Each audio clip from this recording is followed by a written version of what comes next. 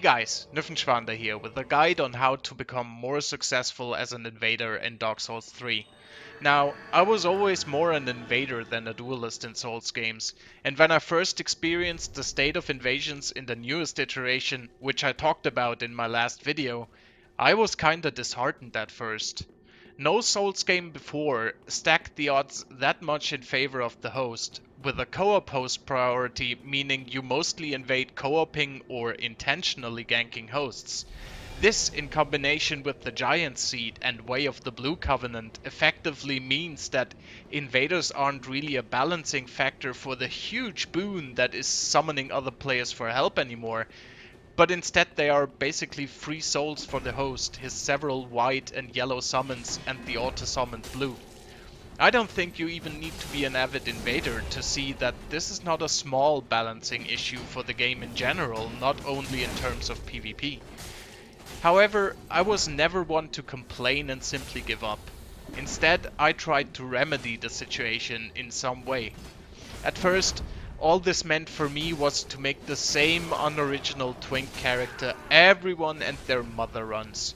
You know, start with the Herald class, only upgrade your vigor and use +2 and +3 rings as well as the prisoner chain and hornet ring dropped by a high level friend. And use a raw +3 Astora's greatsword to invade the first 2 or 3 areas of the game. And of course, that definitely worked. The only issue is that I always hated twinking, and I got bored very quickly. Not only did the hosts not stand a chance at all, unsurprisingly, but I also didn't really earn anything of what I was using, and it wasn't anything special either. So I went back to the drawing board. How can you make a powerful invader that is not a twink, but is still effective enough to handle all the bullshit invaders have to face in this game?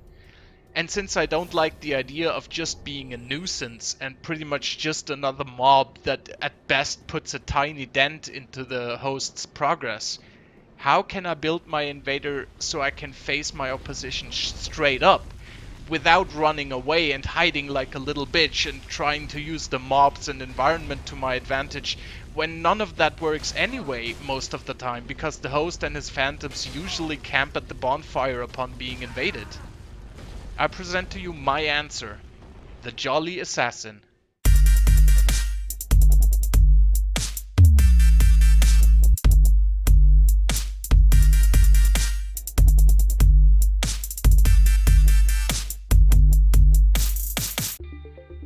The first thing we need to talk about is the soul level of the build, since this, and your weapon upgrade level, will determine the matchmaking of this game.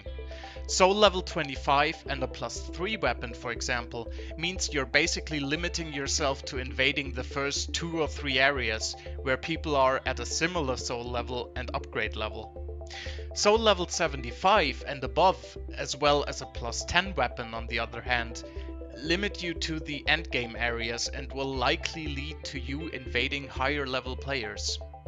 I found soul level 50 to 60 and a +8 weapon to be the perfect middle ground to be able to invade as many areas as possible while still being relatively powerful compared to your opposition.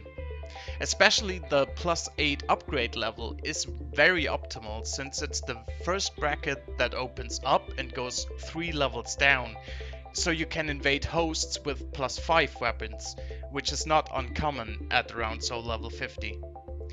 The next thing is the build we're going to use itself. In general, build making is actually pretty straightforward. What you want to do is to maximize the amount of hits it takes for your opponent to get your health to 0, while minimizing the number of hits necessary for you to take their health to 0. The fact that for invasions you want to stay at a medium level ideally plays into our hands in that regard. As you might have noticed, Reddit and probably some other sources have come up with this hilarious meme of 27 vigor somehow being the sweet spot for PvP even at soul level 120. So you can imagine how much vigor the typical host at around soul level 50 has. Since as an invader you are unembered and thus have less health in principle than the host who has to be embered to be invadable, we have to focus on this point in particular. Since armor defense and poise do next to nothing in this game, it is your health pool that makes you tanky and lets you keep fighting. To make use of the facts we have established, we level the ever-loving fuck out of our vigor. 39 is a pretty good spot to be in, leading to 1200 HP in phantom form and over 1300 HP with the Ring of Favor and Life Ring, both of which are almost mandatory for any kind of PvP build that isn't a caster. You get even more, of course, if you are using the +2 and +3 version respectively, you filthy fucking twink. This means that nothing at this soul level can one-shot us, and even 3 or 4 idiots can hack away at you for a long time before you die. On top of that, I chose to sacrifice some points of endurance and spent them to get to 14 attunement and 15 faith to be able to use Tears of Denial. It's a miracle that instantly revives you with 1 hit point if your health bar reaches 0. It's actually pretty garbage in a duel scenario since it's easily countered by wearing 1 piece of the Thorns armor, for example, or by throwing knives. But in invasions, it can mean the difference between simply dying and either trading the last hit that seals the deal, or at least rolling away and healing up the full. Now, surely, with that many points spent for vigor, there is no way we can get our damage up to a sufficient level, right? Well, wrong.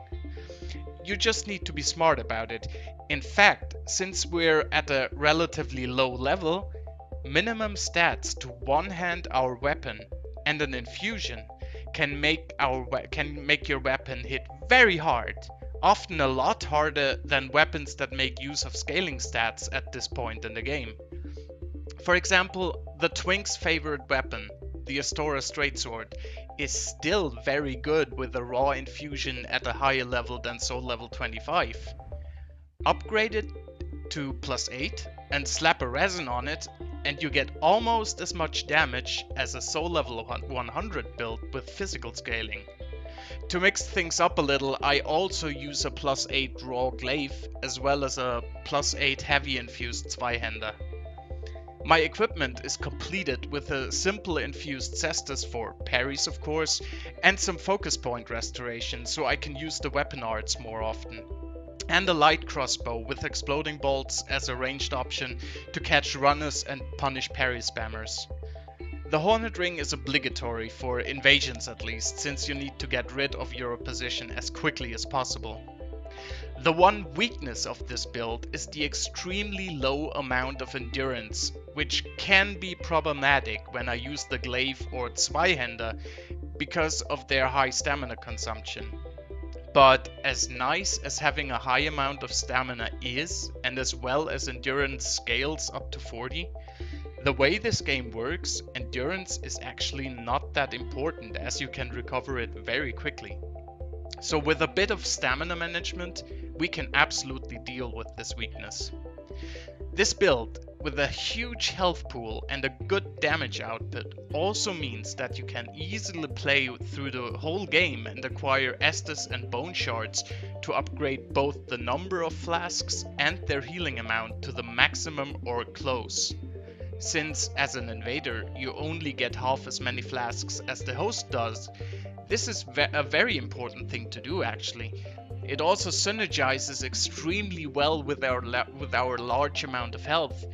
It's almost a bit of psychological warfare in a way, to show our opposition that they need to hit you extremely many times to get your health low, and then BAM!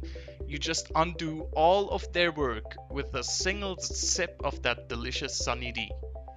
Not a good idea for duels, mind you, but for invasions, where anything goes, it's definitely a highly helpful part of our build. The idea of this build is basically to apply the general principle of build making to a dedicated invader character, but also to use the idea behind twinks for a character that is not a twink, but still manages to handle all the bullshit invaders have to face in this game. As I said in the beginning, I don't like the idea of running away, hiding behind mobs, trying roundabout ways of getting the host and his butt buddies to get killed by the environment. I like throwing myself into the fray and to straight up wreck fools. I was pleasantly surprised to see that this build allows me to do just that. To show you what I mean, let's watch an example of the build in action. In this invasion, I'm using the Zweihander, which has hyper armor and deals a nice amount of damage even at base stats with the heavy infusion, so it's a rather good choice for dealing with groups of players. Just one thing up front, this one clip is of course just one example of the build in action. I chose it because it shows the advantages of my building decisions very clearly, but that doesn't mean I always win, of course. If you want to get an idea of how well this build works, look me up on Twitch. I'll put the link to my channel into the description. There you can see yourself how well this build fares. Overall, I'd say I have a 80 to 90% win rate on average, which says a lot if you know how invasions usually go in Dark Souls 3.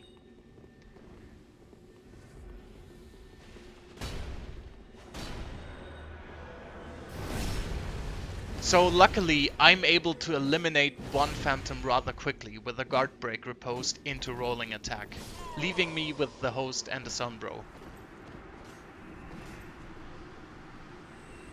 I almost get a backstab on the Sunpraiser, but this is Dark Souls 3, so almost is the important word here.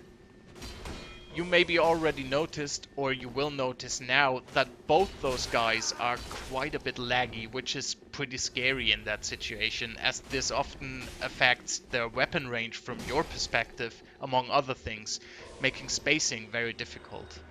The host is pretty clever and pelts me with undead hunter charms, preventing me from using Estus.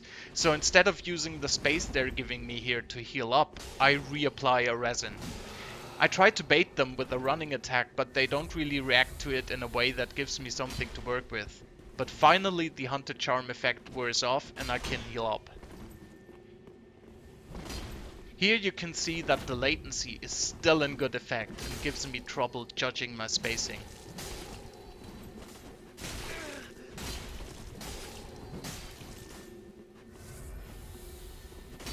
The host keeps pelting me with those undead hunter charms, which again is very smart.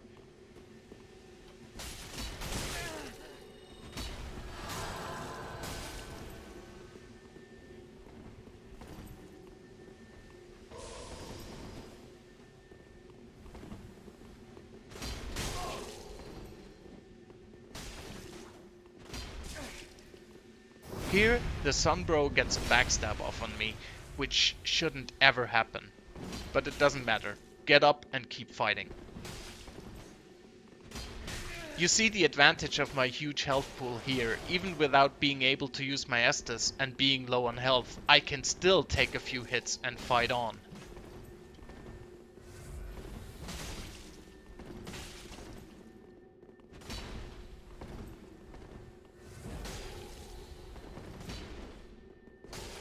I still haven't adapted to the latency to those guys and just eat those hits. But again, my large health pool allows me to do this and soldier on. Even though it's risky, I go for a parry here, and I even get it, but I'm too much of a chicken to get use out of it and roll away. That could have ended this invasion right then and there. Instead, I used the opportunity to heal in their face.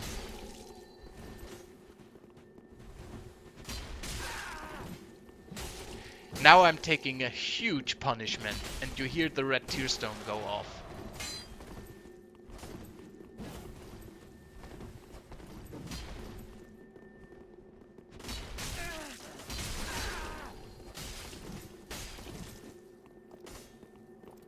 My tears of denial go off, keeping me alive, while the hyper armor on my Zwei lets me keep swinging and the red tearstone boosts my damage.